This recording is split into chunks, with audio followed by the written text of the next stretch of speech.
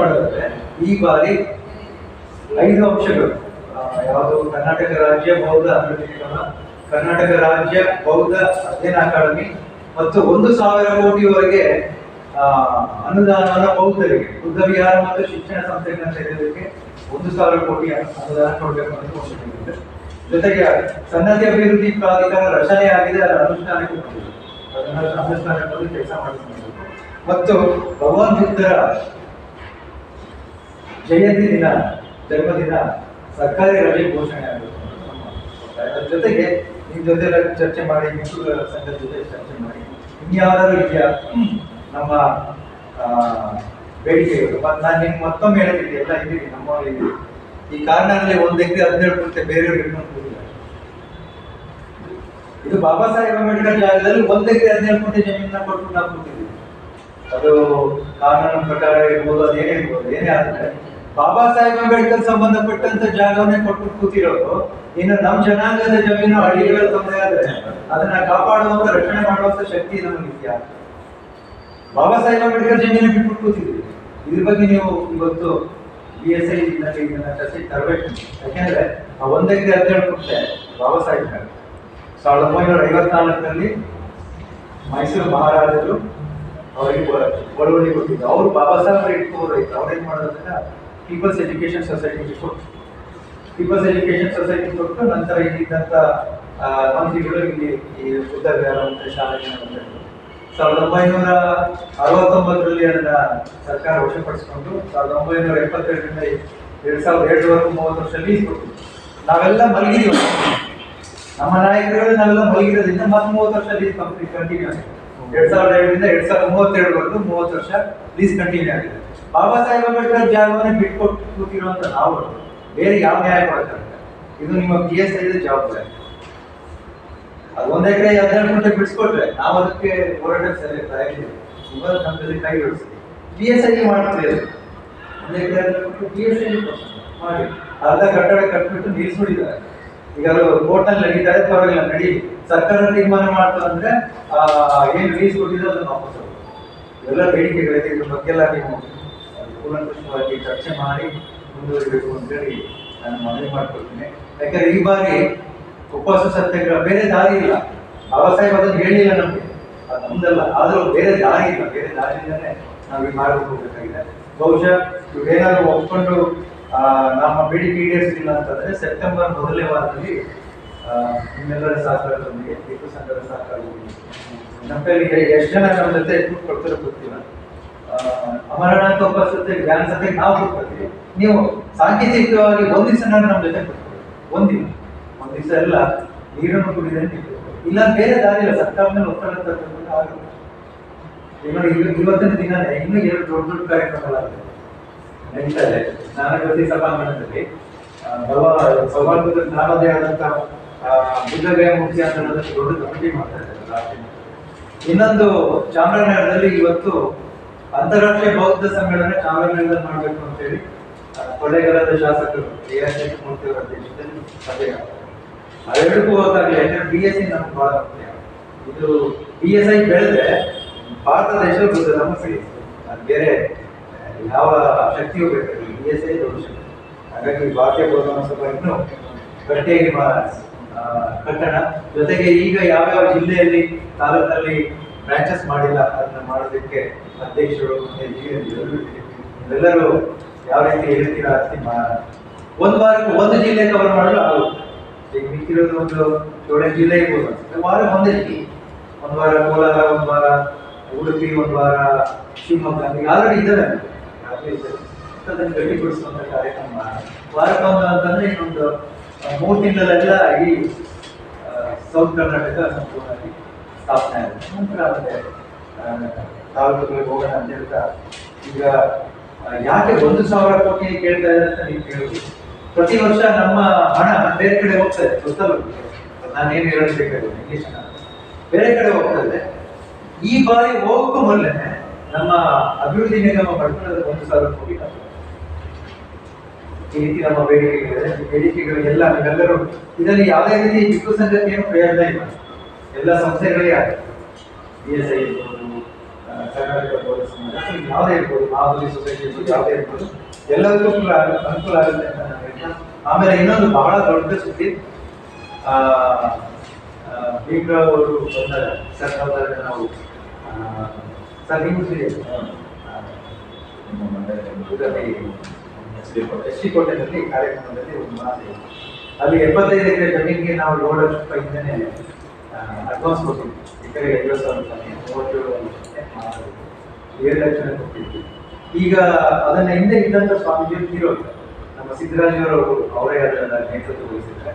ಅದನ್ನ ಅವತ್ತು ಕಾರ್ಯಕ್ರಮದಲ್ಲಿ ಹೇಳಿದೆ, ಅಲ್ಲಿರೋರಿಗೆ ನೀವು ಅದನ್ನ ಕೊಡಲೇಬೇಕು, ನಮ್ಮ ಜನಾಂಗಕ್ಕೆ ಕೊಡಬೇಕು, ಮತ್ತೆ ಬಾಬಾ ಸಾಹೇಬ್ ಮೊಮ್ಮಗ ಬಂದಿದ್ದಾರೆ ಅವ್ರಿಗೆ ಕೊಡಲೇಬೇಕು ಅಂತೆಲ್ಲ ಬನವಾಡಿ ಗ್ರಾಮದಲ್ಲಿ 75 ಎಕರೆ ಜಮೀನು ಏನೇನು ಕಟ್ಟಿದ್ದಾರೆ ನಮ್ಮ ಜನಾಂಗದವರು ಅವರೆಲ್ಲರೂ ಬಂದು ಅವರಿಗೆ ಮಾತು ಕೊಟ್ಟರು, ನಾವು ಕೊಡ್ತೀವಿ ಅಂತ. ಹಾಗಾಗಿ ಮೊನ್ನೆ ಒಂದು ಸಭೆ ಆಗಿದೆ ಅಲ್ಲಿ ಎಷ್ಟು ಕೊಟ್ಟಿದ್ದಾರೆ ಸಭೆ ಉದ್ಘಾಟನೆ. ಆ ಸಭೆಯಲ್ಲಿ ಬನವಾಡಿ ಗ್ರಾಮದ ಎಲ್ಲ ಜನರು 75 ಎಕರೆ ಜಮೀನನ್ನು ದಾನ ಕೊಡೋದಕ್ಕೆ ಮುಂದೆ ಬಂದಿದ್ದಾರೆ. ಅದು ನಮ್ಮ ಸಂಸ್ಥೆಗಳು ಯಾವುದು ತಗೊಳ್ತಿಲ್ಲ, ಭಾರತೀಯ ಬೌದ್ಧ ಮಹಾಸಭೆಗೆ ಸಿದ್ದರಾಜ್ ಸರ್ ಹೇಳಿದ್ರು, ಭಾರತೀಯ ಬೌದ್ಧ ಮಹಾಸಭೆ ಜೊತೆಗೆ ಇಂಟರ್ನ್ಯಾಷನಲ್ ಬೌದ್ಧಿಕ ಮಹಾಸಭೆ ಬೌದ್ಧ ಯಾವುದೇ ಮಾಡ್ತೀವಿ ಅದನ್ನು ಸ್ಪಷ್ಟವಾಗಿ 75 ಎಕರೆ ಜಮೀನನ್ನ ಭಾರತೀಯ ಬೌದ್ಧ ಮಹಾಸಭೆ ಮಾಡಬೇಕು ಅಂತ ಟಿಪ್ಪು ಸಂಘ ಮತ್ತು ಜನಗಳ ತೀರ್ಮಾನ. ಅದು ಆ PSI ಹೋಗುತ್ತೆ ಅನ್ನೋದಕ್ಕಿಂತ ಬಾಬಾ ಸಾಹೇಬ್ ಅಂಬೇಡ್ಕರ್ ಅವ್ರ ಮೊಮ್ಮಗರಿಗೆ ನಾವು ಕೊಡೋದ್ರಿಂದ ಬಾಬಾ ಸಾಹೇಬ್ ಅವರಿಗೆ ಎಲ್ಲೋ ಒಂದ್ ಕಡೆ ಸ್ವಲ್ಪ ನಮ್ಮ ಋಣನ ತೀರ್ಸೋಣ. ಅದನ್ನ ಬೇರೆ ಯಾವ ಸಂಸ್ಥೆಗೂ ಕೊಡಬೇಡಿ. ಈಗಾಗಲೇ ನಾವು ಮಾತಾಡಿದ್ವಿ ಹಿಂದೆ, ಇಂಟರ್ನ್ಯಾಷನಲ್ ಬುದ್ಧಿಸ್ಟ್ ಮಾತಾಡಬೇಕು, ನಮ್ಗೆ ಅದು ನಮಗಿಂತ ಬಾಬಾ ಸಾಹೇಬ್ ಅವರಿಗೆ ಅರ್ಪಣೆ ಮಾಡೋದು. ಬಾಬಾ ಸಾಹೇಬ್ ನಮ್ಮ ಜೊತೆ ಇಲ್ಲ, ಅವ್ರ ಮೊಮ್ಮಗ ನಮ್ಮ ಜೊತೆ ಇದ್ರೆ ಅವ್ರಿಗೆ 75 ಎಕರೆ ಜಮೀನನ್ನ ಬನವಾಡಿ ಗ್ರಾಮದವರು ಯಾವುದೇ ರೀತಿಯ ಒಂದು ಸ್ವಲ್ಪವನ್ನು ಹಣನ ತಗೊಳ್ತಾನೆ, ಅಲ್ಲಿರೋರು ಎಲ್ಲರೂ ಅದನ್ನ ದಾನವನ್ನು ಕೊಡ್ತಾರೆ. ಅದ್ರ ಬಗ್ಗೆ ನೀವು ಚರ್ಚೆ ಮಾಡಬೇಕು ಅಂತ ಹೇಳ್ತಾ ಮುಂದಿನ ಕಾರ್ಯಕ್ರಮ ಎಲ್ಲ ಸುಸೂತ್ರವಾಗಿ ನಡೆಯಿರಿ. ಯಾಕೆಂದ್ರೆ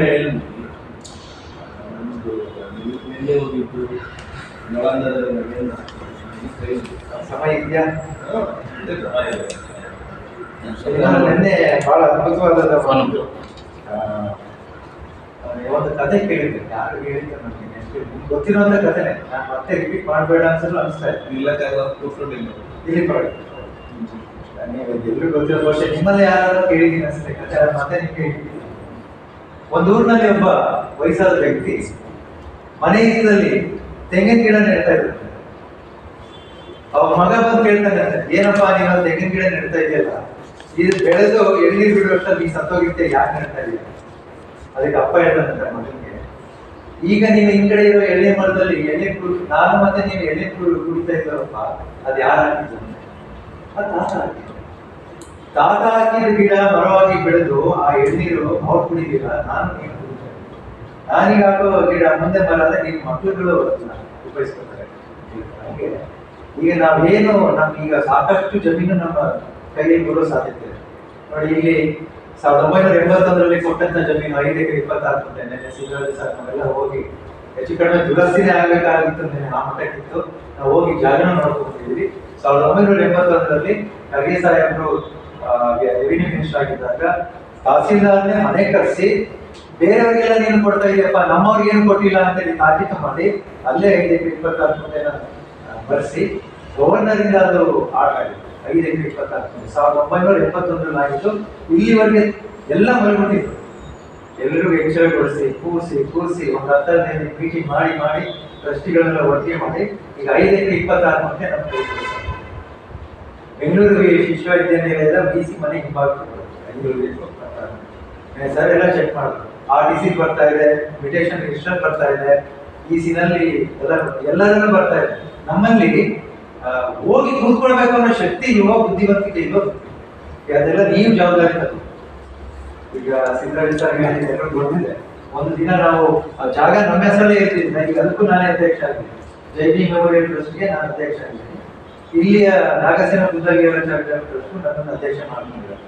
ನಾನು ಇಲ್ಲಿ ಪಾದಯಾತ್ರೆ ಮಾಡಿ ಕಾಲು ನೋವಾಗಿತ್ತಲ್ಲ, ರೆಸ್ಟ್ ಮಾಡೋಣ ಅಂತ ಬಂದ್ರೆ ಅದನ್ನೇ ಬುದ್ಧಮ್ಮ ಅವರು ಮತ್ತೆ ಡಾಕ್ಟರ್ ಸುರೇಂದ್ರ ಅವರೆಲ್ಲ ಜವಾಬ್ದಾರಿ ತಗೊಳ್ತಾರೆ. ಅದನ್ನ ನೀವೆಲ್ಲರೂ ಮನಸ್ಸು ಮಾಡಿದ್ರೆ ಎಸ್ ಟಿ ಕೋಟೆನಲ್ಲಿ 75 ಎಕರೆ ಪಕ್ಕದಲ್ಲಿ ಇನ್ನ 72 ಎಕರೆ ನೀವು ಜಮೀನು ಮಾಡಿಲ್ಲ ಅಂದ್ರೆ ಬಿಹಾರ ಎಲ್ಲಿ ಕಟ್ತೀರಿ? ಇದ್ರಲ್ಲಿ ಬಾಬಾ ಸಾಹೇಬ್ ಅವ್ರು ಬಿಟ್ಟವ್ರು ಇಟ್ಕೊತಿದ್ದೀರಿ. ಈ ಮುಂದಿನ ಪೀಳಿಗೆ ಹೆಚ್ಚು ಜನ ಬಂದ್ರೆ ಜಾಗ ಇದೆ. ಇಲ್ಲಿ 1 ಎಕರೆ 17 ಗುಂಟೆ ಬಿಡಿಸುವಂತ ಜಾಗ ನಿಮ್ಮ ಕೈಲಿದೆ. 5 ಎಕರೆ 26 ಗುಂಟೆ ಬೆಂಗಳೂರು ಯೂನಿವರ್ಸಿಟಿ ಜಾಗ, ಅದರದಲ್ಲ ಯೂನಿವರ್ಸಿಟಿ ಅಲ್ಲ, ಯೂನಿವರ್ಸಿಟಿ ಪಕ್ಕದಲ್ಲಿರುವ ಸರ್ಕಾರಿ ಜಾಗ ನಮಗೆ ಕೊಟ್ಟಿರೋದಿಲ್ಲ. ಅದಕ್ಕೆ ಪೊಸಿಷನ್ ಹೋಗಬೇಕಾಗಿದೆ. ಎಷ್ಟು ಕೊಟ್ಟಿದ್ದಾರೆ? ಸುಮಾರು 150 ಎಕರೆ ಅಷ್ಟು ಜಮೀನು. ಭಾರತೀಯ ಬೌದ್ಧ ಮಹಾಸಭಾ ಕೂಡ ಮುಂದೆ ಬಂದಿದ್ದಾರೆ. ತಗೊಳಕ್ಕೆ ಅದೇ ಆಶ್ಚರ್ಯ ಆಗ್ತದೆ. ಕೊಡಕ್ ಮುಂದೆ ಬಂದಿದ್ದಾರೆ ಜಾಗವನ್ನ, ತಗೊಳಕ್ಕೆ ಯಾರು ತಯಾರಾಗ್ತಾರೆ? ಸ್ಟೇಟ್ ತಗೊಳ್ತೀರಾ, ಸೆಂಟ್ರಲ್ ತಗೊಳ್ತೀರಾ, ಅಥವಾ ಭೀಮರಾವ್ ಸಾಹೇಬ್ರೆ ಕಳಿಸಿ ಅವ್ರ ಸಮ್ಮುಖದಲ್ಲಿ ಕೊಡ್ತೀರಾ? 1ನೇ ತಾರೀಕಿನ ಬರ್ತಾ ಇದ್ದಾರೆ, 1ನೇ ತಾರೀಕು ಬರ್ತಾ ಇದ್ದಾರೆ. ಅವ್ರು ಬೇಕಾದ್ರೆ ಸಭೆನ ನಾವು ಆಯೋಜನೆ ಮಾಡೋಣ. ಅವ್ರಿಗೇನೆ ಇವರು ದಾನ ಕೊಡೋಕೆ ಈಗಾಗಲೇ ಮಾತುಕತೆ ಆಯ್ತು, ಅವ್ರು ತಯಾರಿದ್ದಾರೆ. ಈಗ ಆ 75 ಎಕರೆ ಜಮೀನು ಕೊಟ್ಟರೆ ನಿಮ್ಗೆ ಸ್ವೀಕಾರ ಮಾಡಕ್ ತಯಾರಿದ್ದೀರಾ? ಆಗದಾ? ಆಗ್ಬೋದಾ? ಅವರು ಶಿಕ್ಷೆ ಕೊಟ್ಟಿದ್ದೀನಿ, ಏನೇ ಶಿಕ್ಷೆ ಕೊಟ್ಟಿದ್ದಾರೆ ಸರಿ. ನೀವೇನಾದ್ರೂ ಅದನ್ನ ಜಾಗನ ಬಾಬಾ ಸಾಹೇಬ್ ಅವ್ರ ಮೊಮ್ಮಗಳು ಕೊಡ್ಲಿಲ್ಲ ಅಂದ್ರೆ ಉಪವಾಸ ಸತ್ಯಾಗ್ರಹ, ಬೇರೆ ದಾರಿ ಏನಂದ್ರೆ ಒಂದೇ ಎದುರಿಸ್ಬೇಕಲ್ಲ ಪಾಪ. ಅದಕ್ಕೆ ನಮ್ಗೆ ಗೌರವ ಕೊಟ್ಟು ಯಾರ ಸಭೆಗಳು ಮಾಡಿ ಅವ್ರು ತಯಾರಿದ್ದಾರೆ. 1ನೇ ತಾರೀಕು ಸಾಹೇಬ್ ಬಂದ ತಕ್ಷಣ ಅವ್ರನ್ನ ರಿಕ್ವೆಸ್ಟ್ ಮಾಡ್ಕೊಂಡು ಅವ್ರು ಬಡವಾಡಿ ಗ್ರಾಮದವನ್ನೇ ಇಲ್ಲಿ ಕಳ್ಸೋಣ. ಇಲ್ಲಾಂದ್ರೆ ಸಾಹೇಬ್ರ ಏನಾದ್ರು ಜಾಗ ಮಾಡ್ತೀವಿ ಅಂದ್ರೆ ಜಾಗ ಒಂದು ದಿವಸ ಇರ್ತಾರೆ. 1 ದಿವಸ ಇರೋದ್ರಿಂದ ನಾನು ಅವ್ರನ್ನ ರಿಕ್ವೆಸ್ಟ್ ಮಾಡ್ಕೊತೀನಿ. ಎಲ್ಲರೂ ಅದೊಂದು ನನಗೆ ಅವ್ರನ್ನವ್ರಿಗೆ ಇರುತ್ತೆ. ಅಲ್ಲಿರೋ ಎಲ್ಲ 60 ಮನೆಯೂ ಎಲ್ಲ ಅಂಬೇಡ್ಕರ್ ಹೋಗಿ, ಬೇರೆ ಯಾರು ಇಲ್ಲ, ಒಂದು ಮನೆಯೂ ಇಲ್ಲ, ಎಲ್ಲ ಅಂಬೇಡ್ಕರ್ ಹೋಗಿ. ಅವರು 1969ರಲ್ಲಿ ಏನು ಬಸವಲಿಂಗಪ್ಪ ಕೊಡಿಸಿದ ಜಾಗ 60-61ರಲ್ಲಿ ಕೊಡಿಸಂತ ಜಾಗ ಈಗಲೂ ಕಾಪಾಡ್ಕೊಂಡು ಅವ್ರು ಯಾರು ಅದರಲ್ಲಿ ಹೊಲ ಮಾಡ್ತಾ ಇಲ್ಲ. ಉದ್ದಾವಯಾರಿಕೆ ಅಂತಂದ್ರೆ ಅವ್ರು ಆಗಿಟ್ಟಿದ್ದಾರೆ. ಮೊನ್ನೆ ಯಾರು ಬಂದು ಗುಡಿಸಲಾಗಿದ್ದಂತೆ ಜಗಳ ಮಾಡಿ ಗಲಾಟೆ ಆಗಿ ಪಾಪ ಊರಿನ ಜನರ ಮೇಲೆ ಕೇಸ್ ಆಗಿದೆ. ಅವ್ರು ಅಲ್ಲಿದ್ದಾರೆ. ಹೀಗಾಗಿ ಈ ಥರದೆಲ್ಲ ಸಮಸ್ಯೆ ಇದೆ. ಇದೆಲ್ಲನೂ ನಾವು ಐಡನ್ ಮಾಡಿ ಸರಿಪಡಿಸ್ಕೊಂಡು ಹೋಗ್ಬೇಕು. ಯಾಕೆಂತಂದ್ರೆ ನಮಗೆ ಯಾವುದೇ ಜಾಗವು ನಮ್ಗೆ ಸುಲಭವಾಗಿ ಯಾರು ಕೊಡಲ್ಲ ಸರ್ಕಾರ. ನಾವು ಹೋರಾಟನೇ ಮಾಡಬೇಕು, ಗಲಾಟೆ ಗದ್ದಲಗಳನ್ನೇ ಆಗಬೇಕು. ಆ ರೀತಿ ಆ ಸಮಸ್ಯೆ ಇರೋದ್ರಿಂದ ಈ ಸಲ ಅದೇನಾದ್ರು ಆಗಲಿ, ಈ 1 ಎಕರೆ 17 ಗುಂಟೆಗೂ ನಾವು ಪ್ರಯತ್ನ ಮಾಡೋಣ. 5 ಎಕರೆ 26 ಗುಂಟೆಗೂ ಪ್ರಯತ್ನ ಮಾಡೋಣ. 25 ಎಕರೆ ರೆಡಿ ಇದೆ. ನೀವು ಬಂದು ಜಾಗ ನೋಡ್ಬೇಕು. ಎಂತ ಅದ್ಭುತವಾದ ಜಾಗ ಗೊತ್ತದು, ಬಹಳ ಅದ್ಭುತವಾದ ಜಾಗ, ಫಲವತ್ತಾದ ಜಾಗ. ಆ ಊರಿನ ಒಬ್ಬೊಬ್ಬ ಹೆಸರು 5 ಎಕರೆ, 15 ಜನ ಹೆಸರು 5 ಎಕರೆ, 75 ಎಕರೆ. ಅವ್ರು ಕೊಡಕ್ ಮುಂದೆ ಬಂದಿದ್ದಾರೆ. ಸ್ವೀಕಾರ ಮಾಡುವಂತ ಒಂದು ಪ್ರಯತ್ನ ನೀವು ಮಾಡಿ ಅಂತ ಹೇಳಿದ್ರೆ ಇದಕ್ಕೆಲ್ಲ ನಿಮ್ಮ ಸಹಕಾರ ಬೇಕು. ಭಾರತೀಯ ಬೌದ್ಧ ಸ್ವಲ್ಪ ದೊಡ್ಡದಾಗಿ ಬೆಳಿಬೇಕು. ಯಾಕಂದ್ರೆ ಬಾಬಾ ಸಾಹೇಬರು ಏನ್ ಮಾಡಿದ್ದಾರೆ ಅದನ್ನ ನೀವು ಯಾರು ಪ್ರಶ್ನೆ ಮಾಡ್ಕೋಬೇಡಿ. ಪ್ರಶ್ನೆ ಮಾಡಿದ್ರೆ ಬಹುಶಃ ನೀವು ಯಾರೋ ಪ್ರಶ್ನೆ ಮಾಡಿ ನೀವು ಅವ್ರಿಗೆ ಬುದ್ಧಿವಂತ ಆಗಿದ್ರೆ ಮಾತ್ರ ಪ್ರಶ್ನೆ ಮಾಡಿ. ಹೌದಾ? PSI ಮಾಡಿದ್ರೆ ಅಂದ್ಮೇಲೆ ಅದಕ್ಕೆ ಯಾಕೆ ನೀವು ಅಷ್ಟೊಂದು ಇದು ಮಾಡ್ತೀರಾ? ನಿಮ್ಮ ಬಗ್ಗೆ ಬೇರೆ ಅದ್ರ ಬಗ್ಗೆ ಗೌರವ ಕೊಡ್ತಿರೋದ್ರ ಬಗ್ಗೆ ಭಾರತೀಯ ಬೌದ್ಧ ಮಹಾಸಭಾ ಬಾಬಾ ಸಾಹೇಬ್ ಪ್ರಾರಂಭ ಮಾಡಿದ ಸಂಸ್ಥೆ. ನೀವು ಏನು ಪ್ರಶ್ನೆನೇ ಮಾಡೋಂಗಿಲ್ಲ, ಸುಮ್ಮನೆ ನೀವು ಸೇರ್ಕೋಬೇಕು, ಸದಸ್ಯ ಆಗಬೇಕು. ಆಮೇಲೆ ನೀವು ತೀರ್ಮಾನ ಮಾಡಿ, ಇಷ್ಟೊಂದೆಲ್ಲ ಬಾಬಾ ಸಾಹೇಬಿಂದ ಪಡೆದಿದ್ದೀವಿ. ಭಾರತೀಯ ಬೌದ್ಧ ಮಹಾಸಭಾಕ್ಕೆ ಈ ಶಾಖೆಗೆ ಪ್ರತಿಯೊಬ್ಬರು 1,000 ರೂಪಾಯಿ ತಿಂಗಳಿಗೆ ದಾನ ಕೊಡೋದಕ್ಕೆ ಪ್ರಯತ್ನ ಮಾಡಿ. ಹೌದಾ? 1,000 ರೂಪಾಯಿ ದೊಡ್ಡದಲ್ಲ, ಯಾರು ದೊಡ್ಡದಲ್ಲ. ತಿಂಗಳು 1,000 ರೂಪಾಯಿ ಕೊಟ್ಟರೆ ನೀವು ಮೇನ್ ಯಾರು ಸ್ಟೇಟ್ ನಲ್ಲಿದ್ದೀರಿ ಎಲ್ಲ ಕೊಟ್ಟರೆ ಒಳ್ಳೆ ಕಾರ್ಯಕ್ರಮಗಳು ಮಾಡೋದಕ್ಕಾಗುತ್ತೆ. ಇಲ್ಲಾಂದ್ರೆ ಪಾಪ ನೋಡಿ, ಮಂಗಳಮ್ಮ ಅವ್ರಿಗೆ ಬಂದು ಇವತ್ತೇ ಊರಿಂದ ಎಲ್ಲ ಅವರವರೇ ಉಪಯೋಗಿಸ್ತಾರೆ. ಒಬ್ಬರ ಮೇಲೆ ಭಾರ ಇರುತ್ತೆ, ಅದು ಮಾಡಬೇಡಿ. ಎಲ್ಲರೂ ಕೂಡ ಶೇರ್ ಮಾಡ್ತೀವಿ. ಇದು ದೊಡ್ಡದಾಗಿ ಬೆಳೀಲಿ. ಮತ್ತೆ ಈ ಥರ ಎಲ್ಲ ಸಂಸ್ಥೆಗಳನ್ನು ಭಾರತೀಯ ಬೌದ್ಧ ಸಂಸ್ಥೆಗಳನ್ನು ಚೆನ್ನಾಗಿ ಬೆಳೆಸೋಣ ಅಂತ ಹೇಳ್ತಾರೆ ಬಂದಿದ್ದಾರೆ. ಹಾಗಾಗಿ ನಾನು ಹೇಳ್ತೇನೆ, ಪೂಜೆ ಮಾಡ್ಕೊಂಡು